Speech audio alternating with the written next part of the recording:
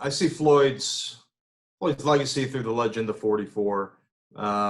It's something that I personally live with and seen and tried to live up to, and you think about that number and the guys that wore it during that time frame, and just the standard of greatness that they set for the university that I think Syracuse and all their fans look at and admire. And I think also when you really understand that number in the mid 50s and 60s, the adversity that those guys went through, both playing on the football field, but with what was going on at the time with the civil rights movement and the progress that they made and what they had to deal with at those times were really impressive and really meaningful. So, I think about his legacy, through the lens of the legend of 44, really of finishing, you hear him talk about trying to finish off some of the things that Ernie Davis started and try to, make him proud and what he did with his college career and with his professional career. And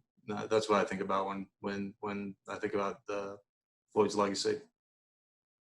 Yeah, when you step on campus, you find out real quick, you feel it. It was told to me very early on with that number. Now that you're wearing that number for the football team, for the university, for the fans, for the whole entire Orange community, and that's really meaningful. You have to do things better, cleaner. Make sure you're not in trouble. You're doing the right things on and off the field, carrying yourself with dignity. And so, from my standpoint, that was very evident very quickly, and something I certainly tried to live up to. And I think living that through those years certainly has impacted my life and is something that's meaningful to me.